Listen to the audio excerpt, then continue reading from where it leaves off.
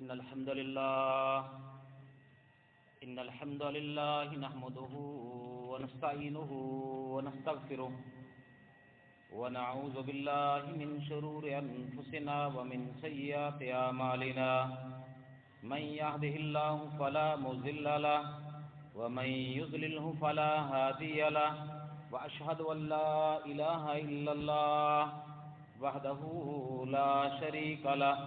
وأشهد أن محمدا عبده ورسوله يا أيها الذين آمنوا اتقوا الله حق تقاته ولا تموتن إلا وأنتم مسلمون يا أيها الذين آمنوا اتقوا الله وقولوا قولا سديدا يصلح لكم أعمالكم ويغفر لكم ذنوبكم ومن يطع الله ورسوله فقد فاز فوزا عظيما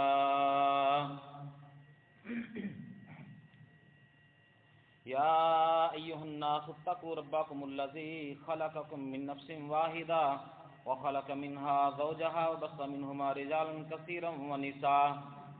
واتقوا الله الذي تساءلون به والأرحام إن الله كان عليكم رقيبا أما بعد فإن خير الحديث كتاب الله وخير الهدي هدي محمد صلى الله عليه وسلم وشر الأمور محدثاتها وكل محدثة بدعة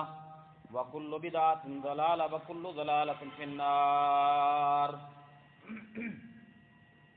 اللهم صل على محمد وعلى آل محمد كما صليت على إبراهيم وعلى آل إبراهيم إنك حميد مجيد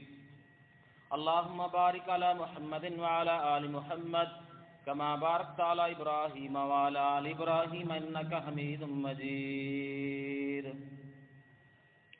قال الله تبارك وتعالى في الكلام المجيد والفرقان الحميد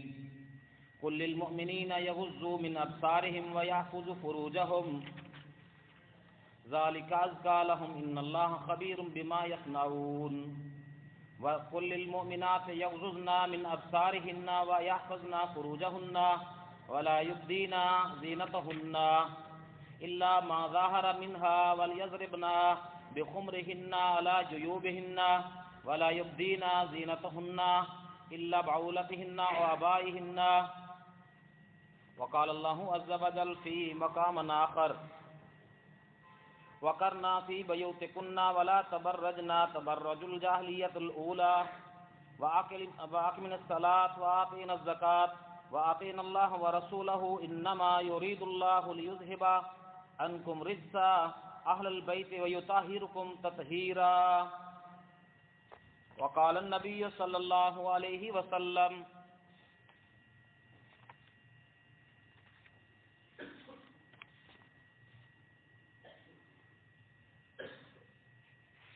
وقال النبي صلى الله عليه وسلم الحياء والإيه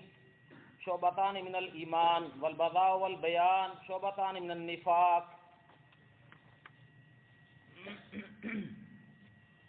حمد و ثنا تعریفات کبریائی بڑائی عظمت اللہ وحدہ لا شریک کے لیے اور لا تعداد انگن درود و سلام امام الانبیاء خاتم الرسل خاتم الانبیاء امام کائنات رحمت للعالمین جناب محمد الرسول اللہ صلی اللہ علیہ وآلہ وسلم کی ذات گرامی کے لیے حضرات محترم معزز نوجوان ساتھیوں اور میرے معزز بزرگوں ماؤں بہنوں اور بیٹیوں، اسلام اللہ کا پسندیدہ دین ہے اور یہ قیامت تک کے لیے ہے۔ اسلام ایک مکمل ضابطۂ حیات ہے۔ اسلام دنیا کے اندر جینے کے طریقے پیدائش سے لے کے مرتے دم تک حتیٰ کہ کفن اور دفن تک کے مسائل بیان کرتا ہے۔ کل قیامت کے دن جب یہ زمین ہموار ہو جائے گی جس زمین کو اللہ نے کہیں میدان بنا کے تو کہیں ہزاروں کلومیٹر کے پہاڑوں کو اس زمین کے اوپر میخوں کی طرح گاڑ کے اس کو بیلنس کے اندر رکھا ہوا ہے،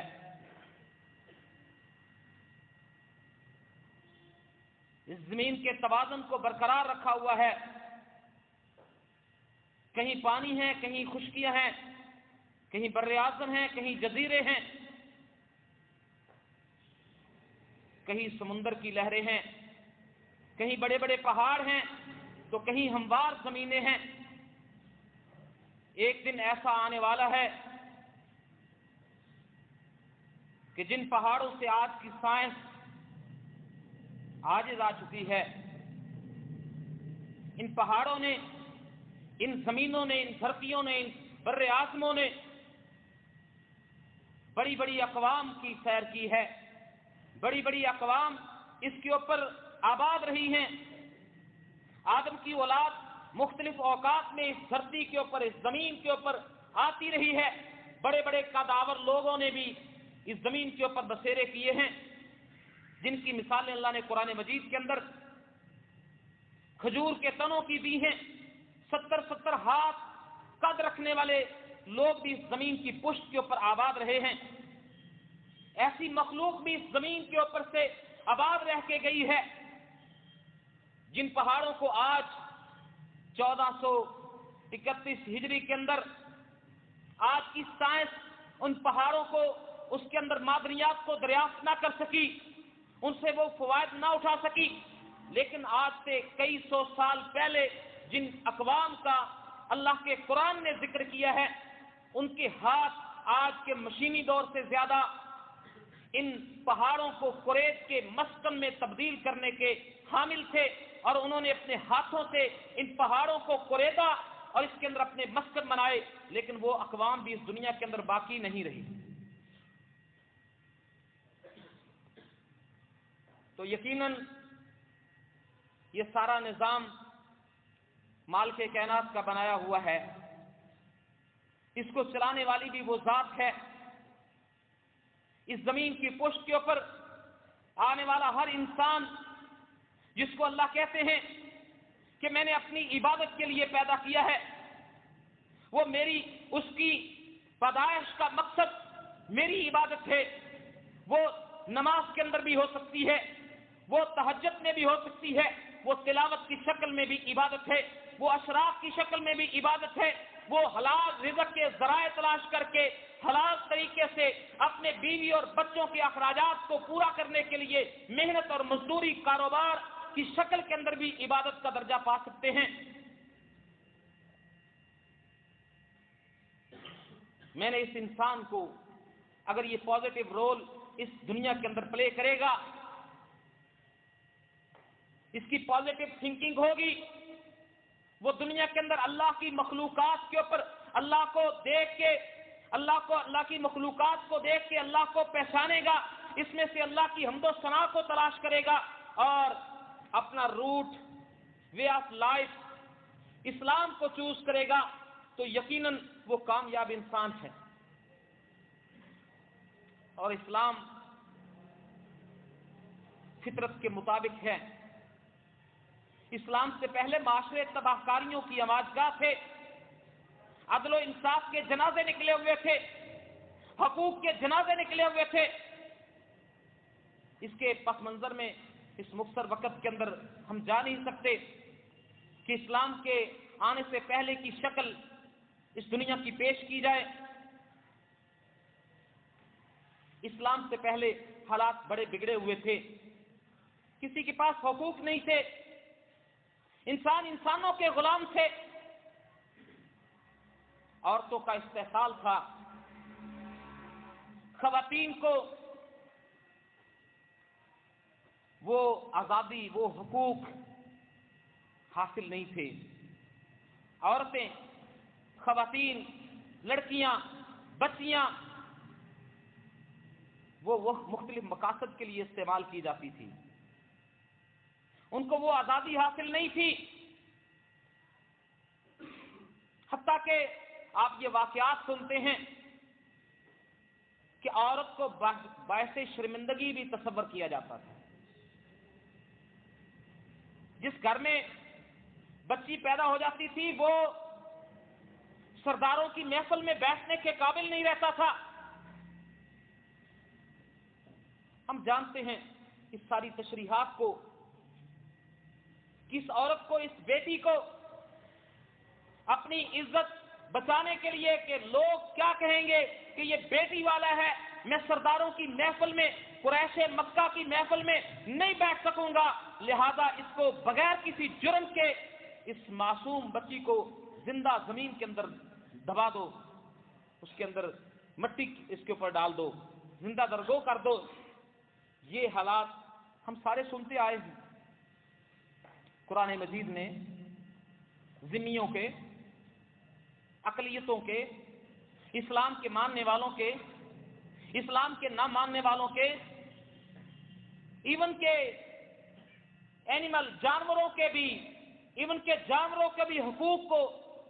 قرآن مجید نے بیان کیا. محمد الرسول اللہ صلی اللہ علیہ وآلہ وسلم نے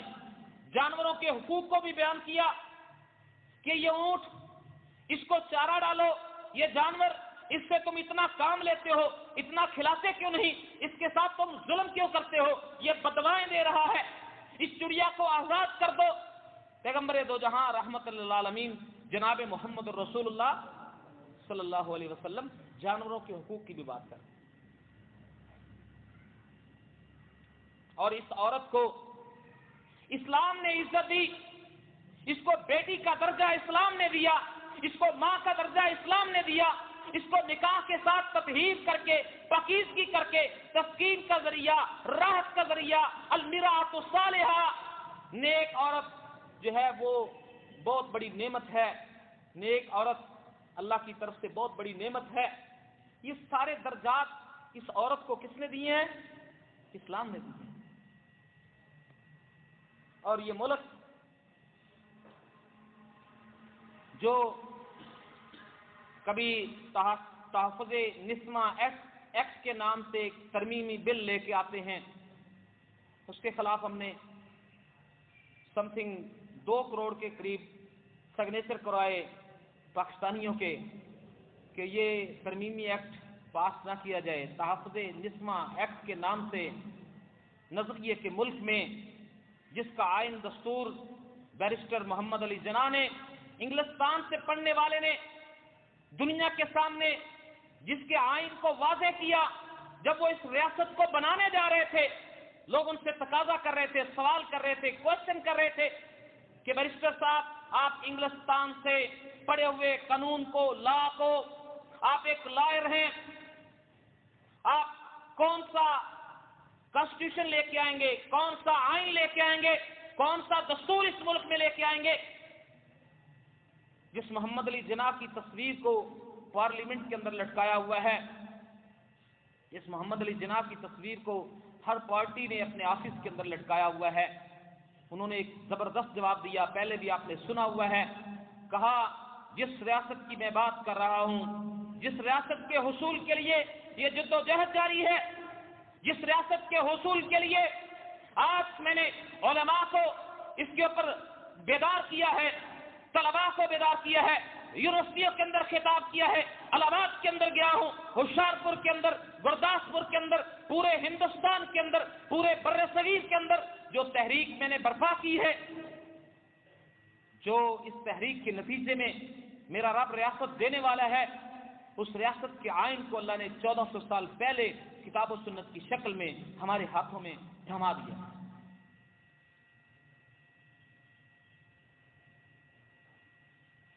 بہرحال یہ بحث لمبی نہ ہو جائے، نسواں ایکٹ آیا، مدر قدر آزادی کا بل آیا،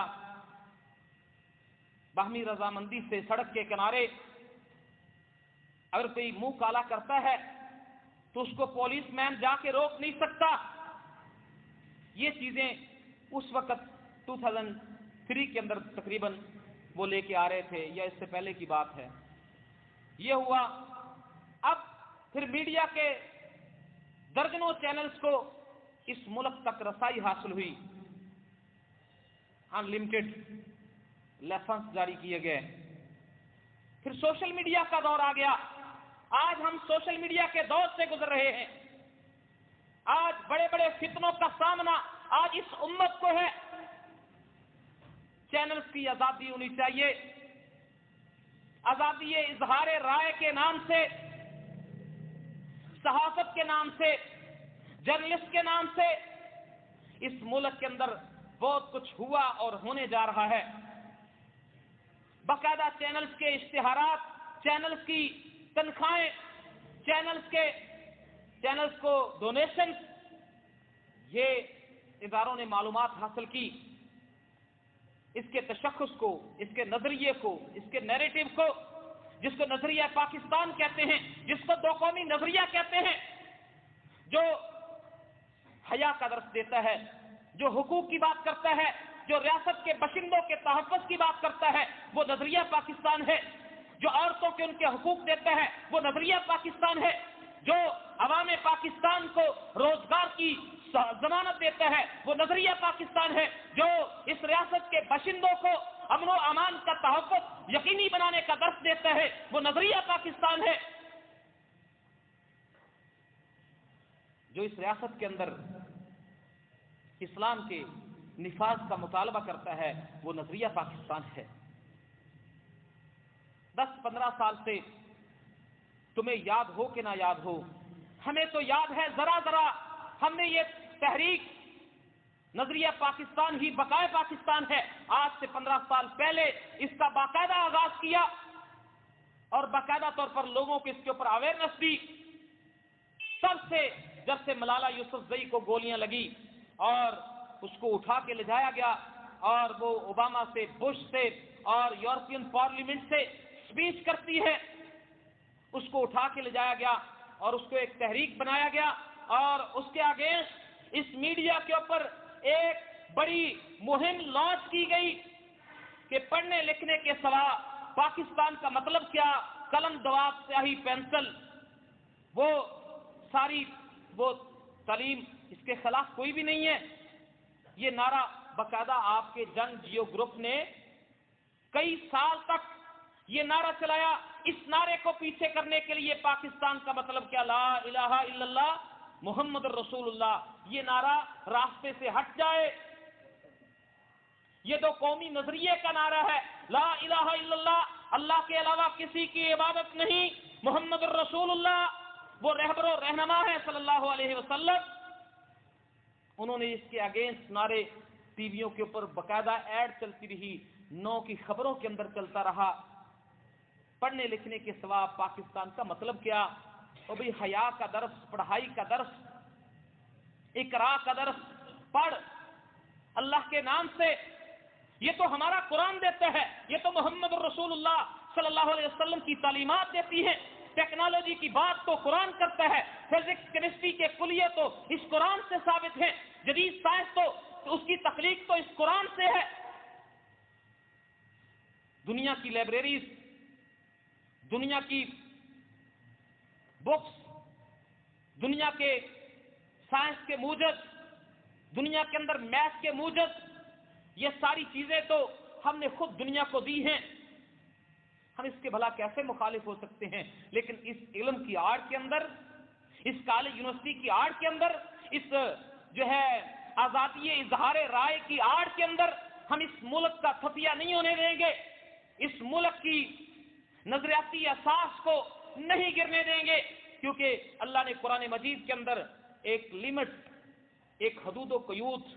इंसानी जिंदगी बसर करने के लिए, हर मर्द के लिए, हर औरत के लिए, हर कारोबार करने वाले के लिए, हर अकलियत के लिए, हर किसी को जीने का हक है। वो रियासत भी देती है, वो अल्लाह भी देता है, वो कुरान भी देता है, वो मोहम्मद रसूलुल्लाह सल्लल्लाहु अलैहि वसल्लम का दीन भी देता है। अल्लाह ताला ने जो इज्जत और इस्लाम ने जो इज्जत इस औरत को अता फरमाई, वो किसी दीन के अंदर नहीं है, वो यहूदियत के अंदर नहीं है, वो ईसाइयत के अंदर नहीं है, वो मजूसियत के अंदर नहीं है, वो हिंदू मत के अंदर नहीं है, वो बौद्ध मत के अंदर नहीं है, हिंदुइज्म के अंदर नहीं है, सोशलिस्ट उनके पास नहीं है, کسی کمیونسٹ کے پاس نہیں ہے۔ جو تحفظ، جو عزت، جو وقار، جو بلندیاں اس عورت کو، جو آزادی اس عورت کو اسلام دیتا ہے، اللہ کی قسم کسی دین کے پاس۔ کل المؤمنین یغضوا من ابصارہم ویحفظوا فروجہم، مومن مردوں سے کہہ دے اپنی کچھ نگاہیں نیچی رکھیں اور اپنی شرمگاہوں کی حفاظت کریں، ذالک ازکی لہم، یہ ان کے لیے پاکیزہ، زیادہ پاکیزہ ہے، ان اللہ خبیر بما یصنعون، بے شک اللہ اس سے پوری طرح باخبر ہے جو وہ کرتے ہیں۔ اس عورت کے بارے میں اللہ نے مردوں کو احکام جاری کیے کہ اس عورت کو تحفظ دینا، اپنی مردوں تم اپنی نگاہوں کو نیچے رکھو،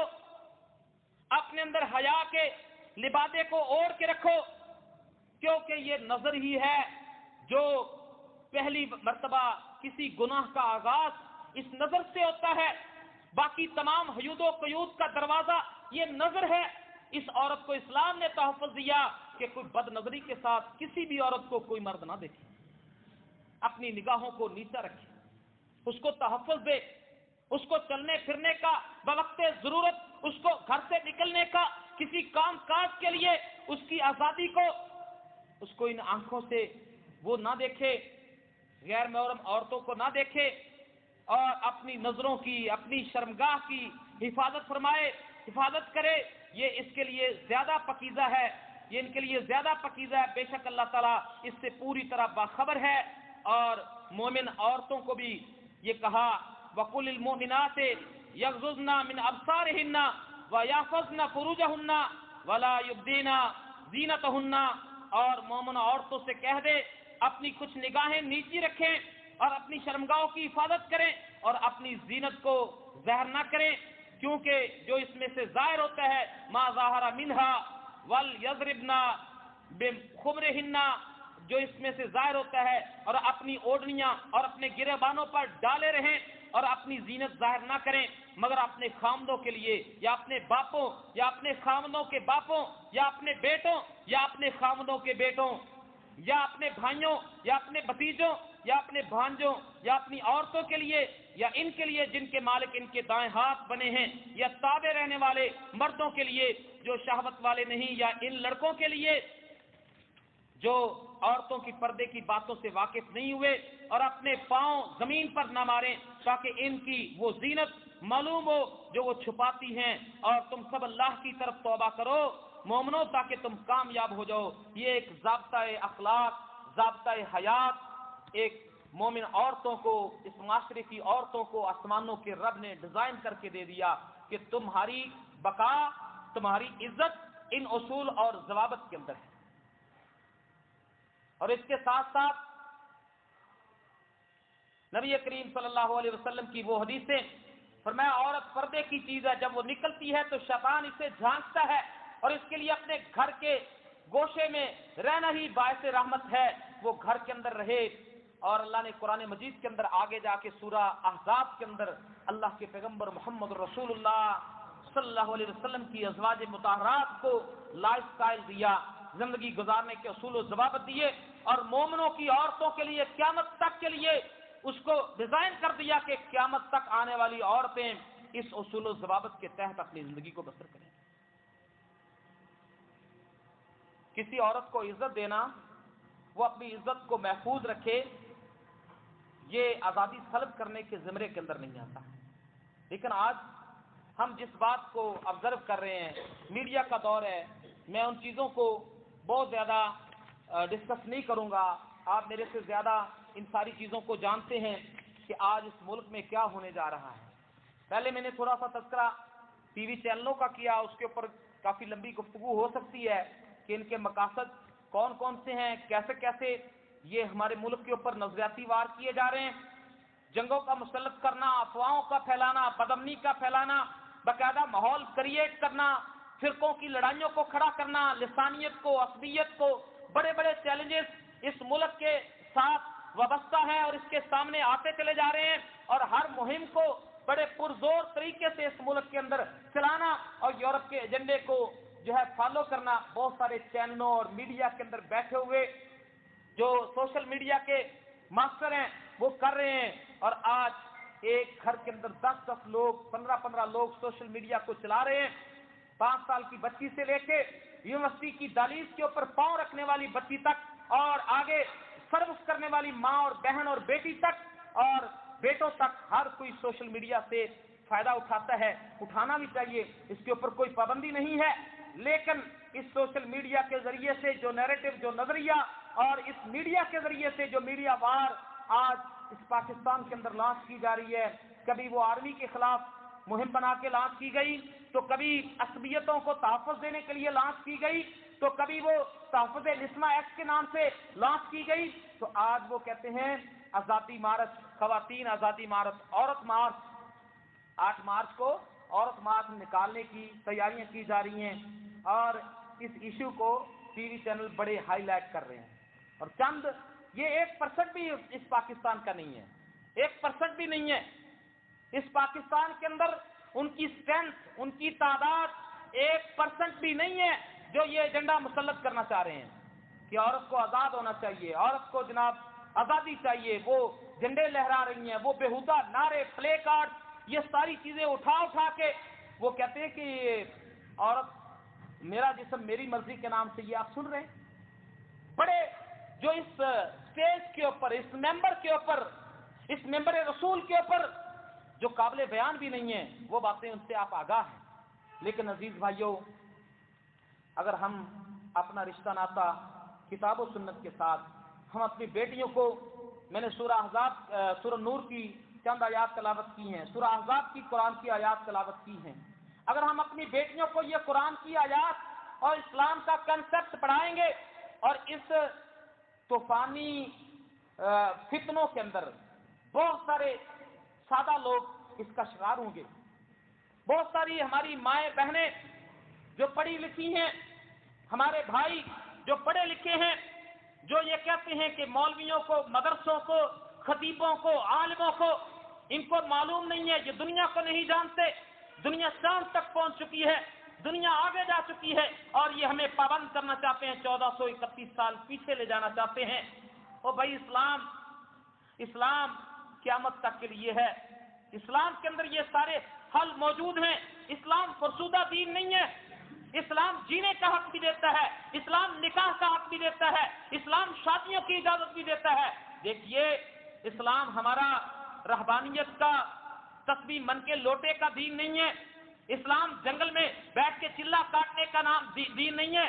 اسلام خوشی کے طریقے بھی دیتا ہے، اسلام معاشرت بھی سکھاتا ہے، اسلام سیاست بھی سکھاتا ہے، اسلام معاشروں کے ساتھ جوڑتا ہے، اسلام عورتوں کو بوقت ضرورت گھر سے نکلنے کی اجازت بھی دیتا ہے، اسلام نے بہت ساری چیزیں عورت کو دی ہیں، ٹریولنگ کی اجازت دی ہے، حج عمرہ کے اوپر جاتی ہے، نوکری کرتی ہے، ذمہ داریاں ادا کرتی ہے، وہ بھی دی ہے۔ لیکن یہ دیکھیں نا، نبی کریم صلی اللہ علیہ وسلم کے پاس آپ کے گھر میں کچھ صحابہ تشریف لاتے ہیں، آپ نے واقعہ سنا ہوا ہے، انہوں نے آ کے کہا اللہ کے رسول کا معمول کیا ہے صلی اللہ علیہ وسلم، کہا کہ وہ عبادت کرتے ہیں، سارا طریقہ کار بتایا کہ آدھی رات، کچھ رات کا کچھ حصہ سوتے ہیں، کچھ حصہ عبادت کرتے ہیں، شادیاں کر رکھی ہیں، یہ ساری باتیں بتائی گئی، تو وہ تینوں کہنے لگے، ایک نے کہا کہ میں روزے رکھوں گا، کبھی افطار نہیں کروں گا، میں ہمیشہ ہی روزے رکھوں گا، وہ تو اللہ کے نبی محمد صلی اللہ علیہ وسلم ہیں جو اتنے روزے رکھتے ہیں، ہم ان سے کم ہیں، لیکن ہم بہت زیادہ روزے رکھ کے ان کی عبادت کو، ان چیزوں کو پڑھیں گے، اب پہنچیں گے، اور میں ہمیشہ روزہ رکھوں گا، کبھی افطار نہیں کروں گا۔ ایک نے کہا میں کبھی نکاح نہیں کروں گا، ایک نے کہا میں ہمیشہ ساری رات عبادت کروں گا۔ اللہ کے نبی صلی اللہ علیہ وسلم کے پاس یہ باتیں پہنچی تو آپ صلی اللہ علیہ وسلم نے ان کو بلوا کے کہا یہ باتیں آپ نے کہی ہیں؟ کہا ہم نے کہا ہے۔ کہا جس نے سب سے زیادہ اللہ سے ڈرنے والا میں ہوں، جو میرے سے آگے بڑھ کے کسی نے عمل کیا وہ ہم میں سے نہیں ہے، جس نے میری سنت کی مخالفت کی۔ فرمایا کہ میں روزے رکھتا بھی ہوں، افطار بھی کرتا ہوں، میں نے شادیاں بھی کر رکھی ہیں، میں رات کو سوتا بھی ہوں، جاگتا بھی ہوں، یہ ساری چیزیں اسلام نے سکھلائی ہیں۔ اور اس عورت کو عزت اللہ کی قسم جو اسلام نے دی ہے، امی عائشہ صدیقہ رضی اللہ تعالی عنہا فرماتی ہیں، ایک دن میں اپنے گھر کے اندر موجود تھی، ایک خاتون آئی، اس کی 2 انگلیوں کے ساتھ اس کی 2 بیٹیاں لگی ہوئی تھی، دونوں انگلیوں کے ساتھ اس نے 2 بیٹیوں کو لگایا ہوا تھا، اور وہ میرے گھر کے اندر آ کے اس نے سوال کر دیا کہ ہمیں بھوک لگی ہے، ہمیں کھانا دو۔ عائشہ صدیقہ رضی اللہ تعالیٰ عنہ فرماتی ہیں میرے گھر کے اندر کل کائنات کھانے والی 2 کھجوریں موجود تھی۔ کتنی موجود ہے؟ 3 کھجوریں موجود تھی، 3۔ کہتی ہے میں نے وہ تینوں کھجوریں اٹھائی، اس خاتون کو دے دی،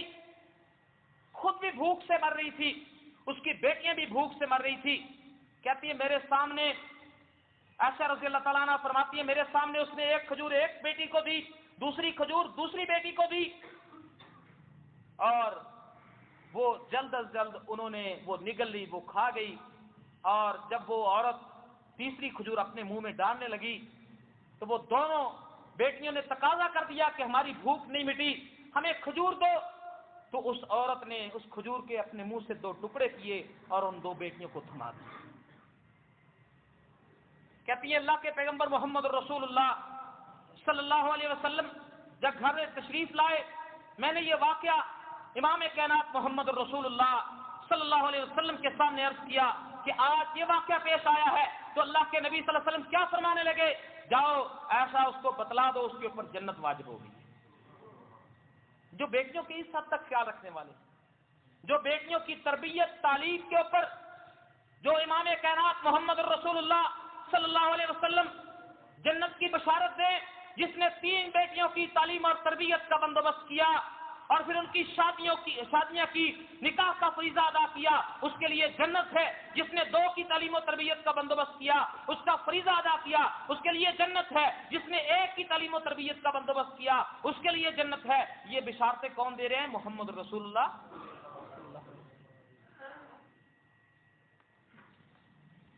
آج اس اسلام کو مرد اعظام ٹھہرا کے آج بے حیائی کو حیا کا نام دینے کے لیے یہ آزادی مارچ، عورت مارچ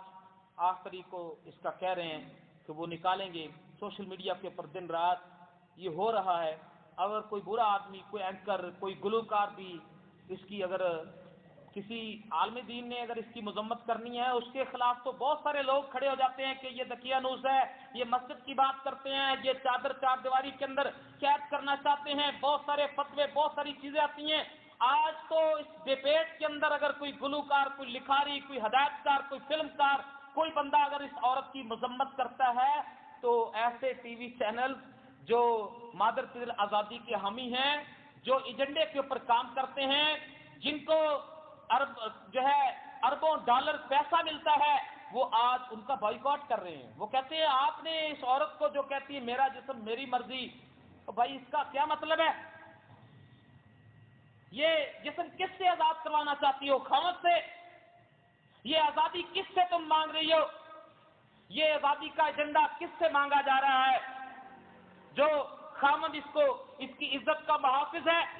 جو اس کے سکون کا باعث ہے، جو اس کی راحت کا باعث ہے، اس سے آزادی چاہ رہی ہے۔ جو باپ اس کی تربیت کا ذمہ دار ہے، اس سے آزادی چاہ رہی ہے۔ جو بھائی اس کی عزت کا محافظ ہے، اس سے آزادی طلب کی جا رہی ہے۔ نہیں میرے عزیز بھائیوں، آج ہم نے انشاءاللہ اسلام کی تعلیمات، اللہ کا دین، اللہ کا قرآن، شرم و حیا،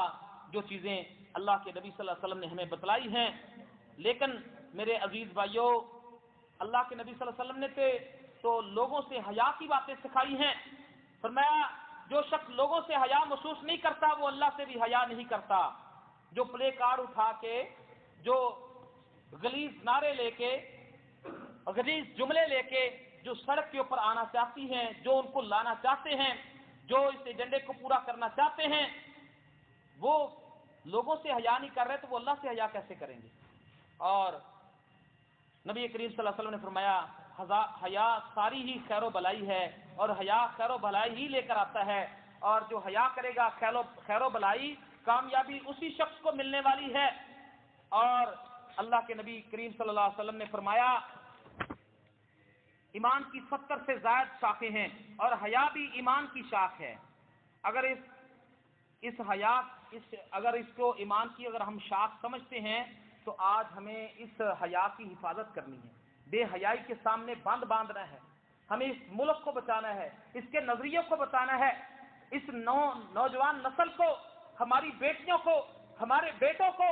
ہم نے اس بے حیائی سے بچا کے حیا کی چادر اڑانی ہے، اور ہمیں اس اسلام کے کنسپٹ کو دنیا کے اندر واضح کرنا ہے کہ اسلام کسی کے اوپر ظلم، تشدد اور کسی کی آزادی کو سلب نہیں کرتا، بلکہ حقیقی معنوں کے اندر اگر کسی کو آزادی دیتا ہے تو وہ صرف اسلام ہے۔ اور اس کو جنسی تسکین کا ذریعہ یا اس کو ہوس کا نشانہ یا جسم کی فروخت یا جسم کو بیچنا، یہ سارے بے حیائی کے راستے آج وہ آزادی کے ذریعے سے حاصل کرنا چاہتے ہیں، آج وہ ساری چیزیں دینا چاہتے ہیں۔ خیر اللہ تعالیٰ نے ہمیں اس سے محفوظ رکھا ہے، ہم ایک چھوٹے شہر کے اندر رہتے ہیں، یہ چیزیں آج ہمارے اندر نہیں ہیں۔ ہمارے اندر وہ مشرقی روایات،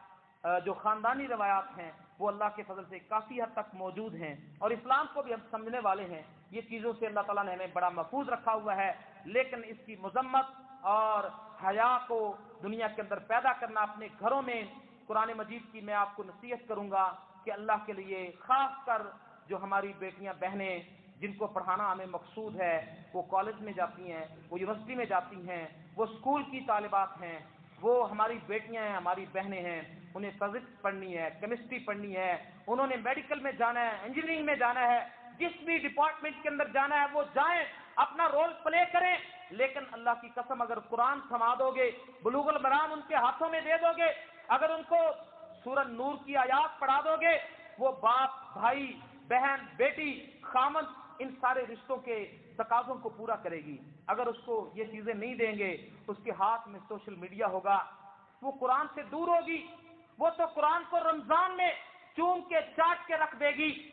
وہ تو صرف نماز عید کی پڑھنے جائے گی، وہ بھی شاید نہ جا سکے، وہ اس کے عید کی نماز میں بھی جانے کی شاید قابل نہ ہو۔ اگر وہ اس کلچر اور تہذیب اور ثقافت کو اڈاپٹ کرتی رہے گی جو یورپ دیتا رہا، پھر ہم اسلام سے ہاتھ دھو بیٹھیں گے، پھر کلچر بدل جائے گا، تہذیب میں ہم تبدیل ہو جائیں گے، ثقافت ہمارے اوپر اور آ جائے گی۔ ہمیں اسلام صرف نماز، روزہ، حج، زکوٰۃ کا نام نہیں ہے، اسلام کے اندر تہذیب بھی ہے، ثقافت بھی ہے، کلچر بھی ہے، جینا بھی ہے، مرنا بھی ہے، خوشیاں بھی ہیں، غمیاں بھی ہیں، تعلقات بھی ہیں، معاشرت بھی ہے۔ اسلام اس معاشرے سے جدا نہیں ہو سکتا، اس معاشرے کو اپنے ساتھ جوڑو، معاشرے کا حصہ بنو، نفرتیں نہیں، قدورتیں نہیں، عداوت نہیں، اور آپس کے اندر گیپ نہیں، مسجد، منبر، محراب، یونیورسٹی، کالج، بزنس، فیکٹری، عہدہ، برادری، لیبر، اس کے اندر کوئی گیپ نہیں ہونا چاہیے، پڑھے لکھوں کے اندر اور مسجد کے اندر کوئی گیپ نہیں ہونا چاہیے۔ ہمیں ایک دوسرے سے قریب ہو کے اس کی اصلاح کی کوشش کرنی ہے۔ اللہ کے پیغمبر محمد رسول اللہ صلی اللہ علیہ وسلم کی یہی سنت ہے۔ آپ صحابہ کی تربیت کرتے، کوئی گناہ کر کے آ جاتا، کسی سے زنا ہو جاتا، اس کو بھی آپ صلی اللہ علیہ وسلم کہتے کہ اس کے گواہ لے کے آؤ، پھر وہ گواہ لے کے آتے، پھر اس کو پاس کرتے، پھر اس کے اوپر حد جاری کرتے، آپ اصلاح کرتے، جب تک اس کا پردہ چاک نہ ہو جاتا تب تک اس کے اوپر کوئی حد جاری نہیں کی جاتی تھی۔ اسلام نے بہت ساری چیزوں کو جو بندے کے معاملات اپنے رب کے ساتھ ہیں اس کے اوپر پردہ ڈالا ہے، تاکہ اس کو توبہ کا موقع مل سکے، اس کو اصلاح کا موقع مل سکے۔ اللہ کے پیغمبر جناب محمد رسول اللہ صلی اللہ علیہ وسلم کیا فرماتے ہیں کہ جس نے دنیا کے اندر کسی کے عیب کے اوپر پردہ ڈالا، کل قیامت کے دن ساری کائنات کے سامنے اللہ اس بندے کے عیبوں کے اوپر پردہ ڈال دیں گے۔ برادریوں میں، فیملیوں میں، گھروں میں، رشتہ داروں میں غلطیاں موجود ہیں، لیکن اس کی اصلاح معاشرے کے طبقے نے کرنی ہے، اس کی اصلاح جس کو سمجھ ہے اس نے کرنی ہے۔ اسی اصلاح کا طریقہ بڑا ہی نرم اور بڑا ہی قابل تحسین ہونا چاہیے۔ اسلام کی دعوت اگر ہم دینا چاہتے ہیں تو ہمارے اندر وہ الفت، وہ محبت، وہ نرمی جو اللہ نے اپنے پیغمبر محمد رسول اللہ صلی اللہ علیہ وسلم کو دی تھی، وہ نرمی میری طبیعت اور مزاج کے اندر ہونی چاہیے، وہ اپنائیت اس معاشرے کے لیے اپنائیت ہونی چاہیے، نفرتیں نہیں، بغض نہیں، عداوت نہیں، تنقید نہیں۔ یہ معاشرہ اپنا ہے، یہ انسان اپنے ہیں، یہ بیٹیاں اپنی ہیں، یہ بہنیں اپنی ہیں، یہ بھائی اپنے ہیں، اور یہ پاکستان اپنا ہے۔ اس کو اپنے سینے سے لگانا ہے اور اس کی اصلاح کرنی ہے۔ اللہ عمل کی توفیق عطا فرمائے۔ وآخر دعوانا الحمدللہ رب العالمین۔